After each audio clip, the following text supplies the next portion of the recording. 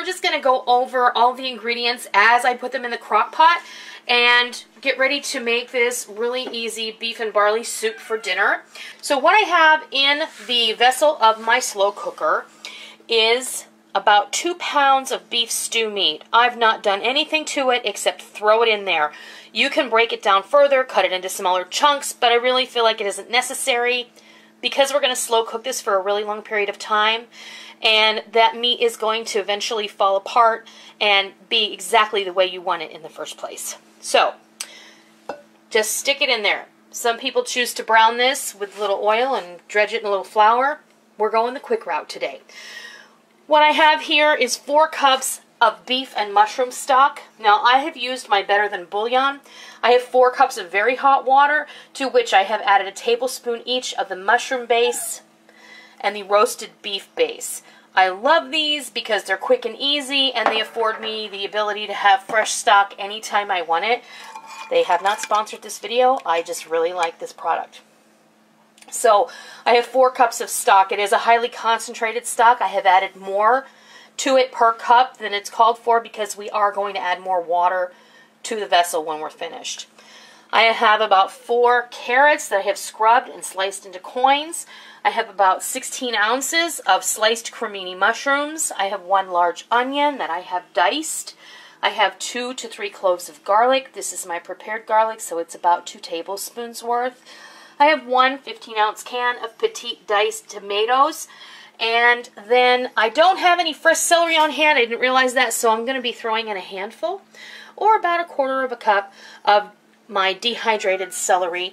If you have fresh celery, please use about a cup and a half of fresh celery. Just toss it all in there. That's all we're going to do. We're going to toss everything in.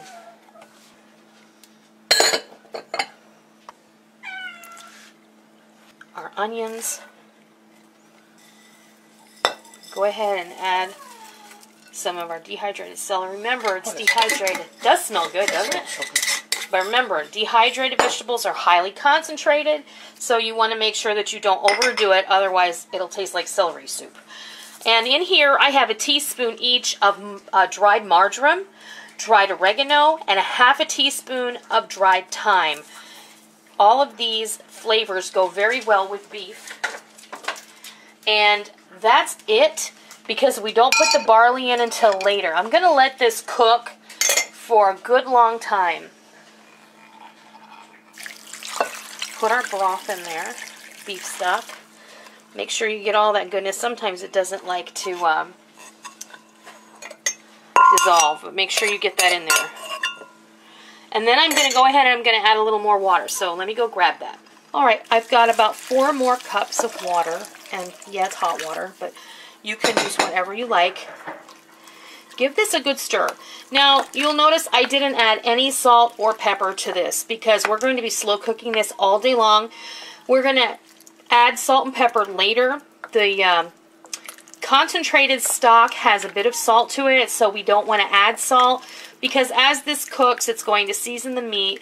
The meat's also going to release some of its juices, and it's going to flavor all of this liquid. So because this is soup, we don't want to be too thick. But later on, we'll also be adding a cup of pearl barley. This is not quick barley. This is regular, old-fashioned pearl barley. We're going to add this about 1 hour to 1.5 hours before we're ready to eat. I'll be back, and I'll show you how we add that when it's time to do that. But for now, I'm simply going to put the lid on this, set it in the sleeve on high, and we're going to cook this for about 6 hours before we add our barley. So I'll be back when it's time to do that. All right, this has been almost 6 hours. We started this around 12:30 this afternoon, and it is now 5:30, so it's been 11. It's been 6 hours. It's been 5 hours, pardon me. So the meat is nice and soft. I already took a piece out and tested it. All the veggies are just great. The broth is rich and delicious. There's very little fat in here, and I tell you, I can't wait for dinner. Okay. So what I have here is about 1.5 cups of regular pearled barley, and I'm just going to pop that in there, give it a good stir, Now you're going to leave it on high and you're going to let this cook for 45 minutes to an hour until that barley gets nice and plump and your soup will be ready to serve. So when we come back, we'll fix you a bowl of this delicious beef barley soup from the slow cooker. All right, it has been about an hour and a half since we put the barley in here, and it's perfect. You see how nice that barley has plumped up, and it's made this brothy soup into a thick and rich, hearty meal. So there you have it, delicious slow-cooked beef barley soup. I hope that you give it a try, and I hope that you love it. I know that you will.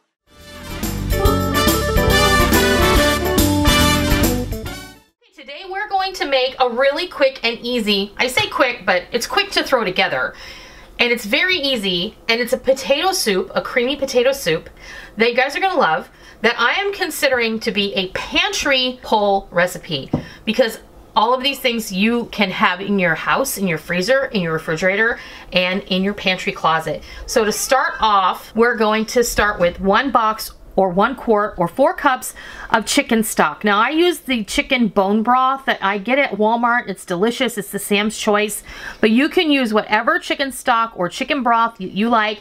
If you don't have any on your pantry shelf, you can make 4 cups of chicken bouillon and that will work just fine. We're also going to use 1 can of cream of chicken soup, 1 can of cream of celery soup. I have about 2 cups of shredded cheddar cheese, 1 brick of cream cheese that I have cut into cubes.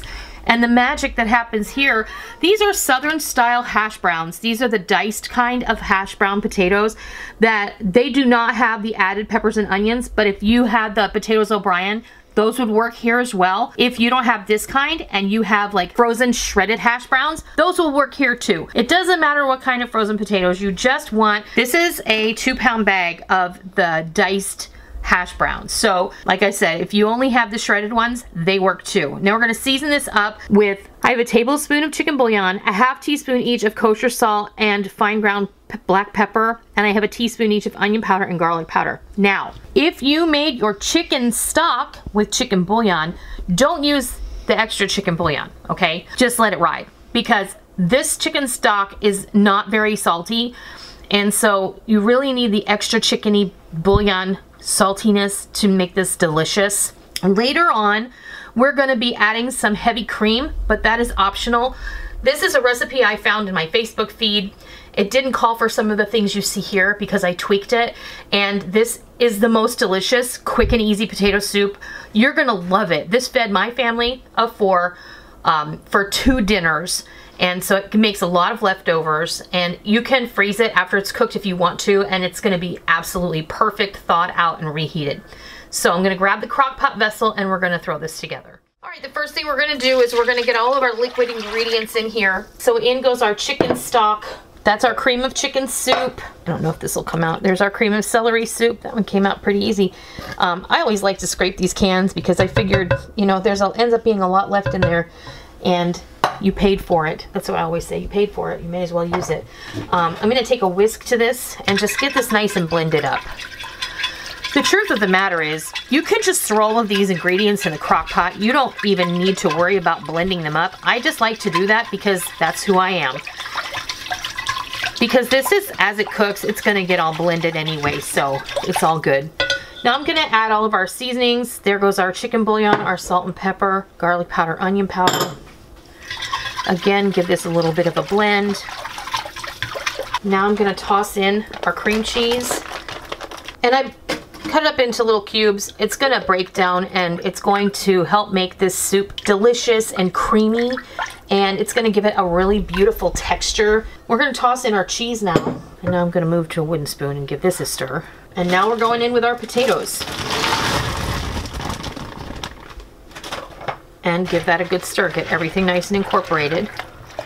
Now the first time I made this, we loved it, and I actually turned it into broccoli potato cheese soup by adding a bag of chopped frozen broccoli into the crock pot about an hour before we ate dinner, and it was lovely. We really, really enjoyed that. So that's an option for you as well. This is ready to go in your crock pot sleeve. We're gonna put the lid on it. I'm gonna cook this on low, important. don't cook this one on high. And this one is one that I would suggest you make if you're gonna be home. You're gonna wanna put this on low for about 4 hours. You're gonna wanna stir this often after it starts bubbling because you don't want it to burn. We've got a lot of creamy goodness in here, and that could have a tendency to over brown or burn, so pop it in your sleeve on low for about 4 hours.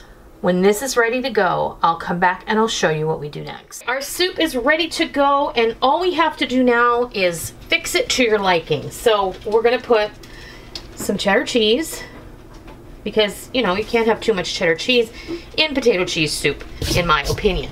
And then we're gonna put some more bacon bits, and you can crisp these up in the microwave, or you can just take them right out of that bag, or you can leave the bacon out altogether. This would also be really great with ham. If you have some leftover ham from the holiday, you can mince that up really nice and toss it in the soup while it's cooking. It'll be delicious. You can put some smoked sausage in here. That would be really nice as well. And then I'm going to top it off with just a little bit of green onion, because I think that really makes all the difference in how delicious this tastes.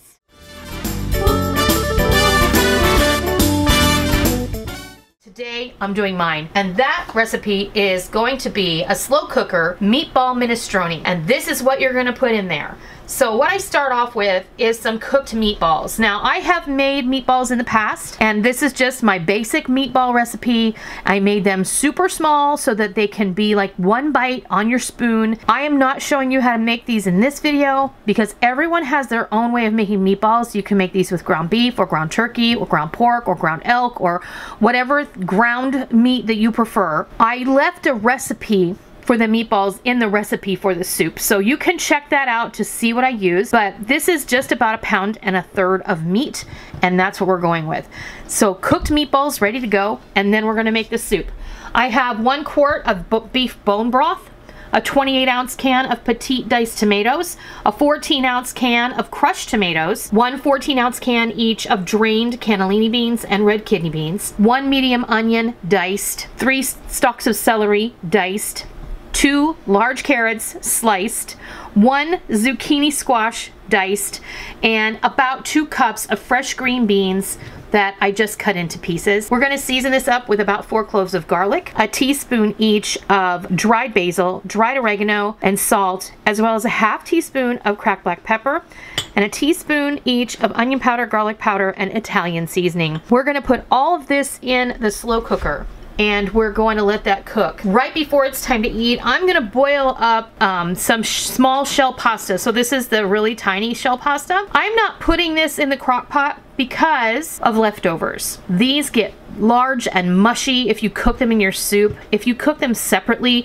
it's easy to freeze the leftover soup and have the freezer banked meal later. Then you can cook fresh pasta, or you can put the leftovers in the fridge and use your leftover pasta when you reheat it. I just don't like to cook the pasta in with the soup for that reason, because it's easier to enjoy a leftover meal of the soup that way. All we're gonna do now is pop everything in the slow cooker vessel, and we're gonna go from there. Okay, so now all you have to do is put all of these ingredients in the vessel of your slow cooker.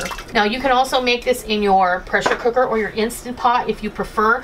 I've included instructions for both the slow cooker and the Instant Pot in the recipe that I have linked down below. When you give this a stir.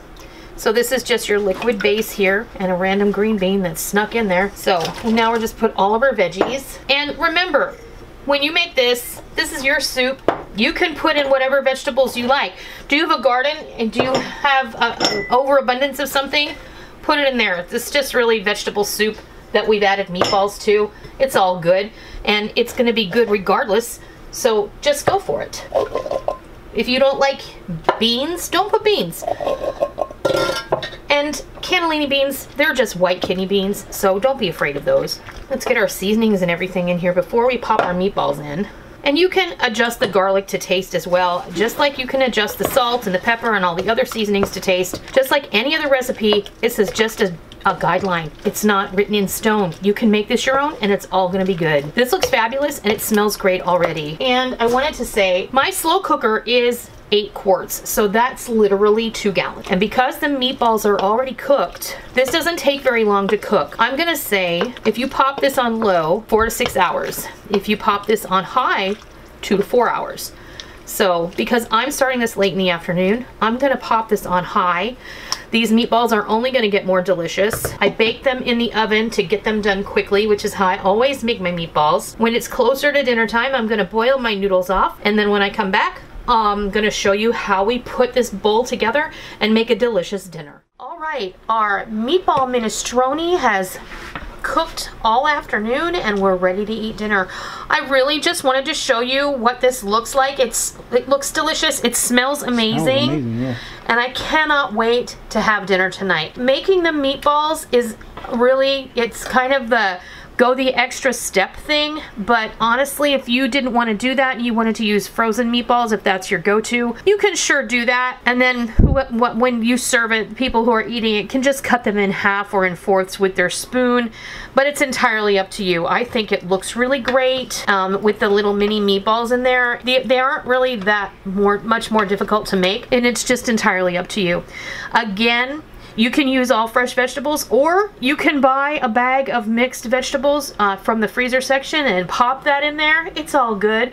Just, you know, go ahead and add the onion and the garlic, and it's gonna be just as delicious. So I'm gonna go ahead and plate this up, and I'll be right back, and I'll show you what it looks like. Well, there you have it. Meatball minestrone, ready for eating. Supper is ready, and I can't wait to sit down and eat with Rick.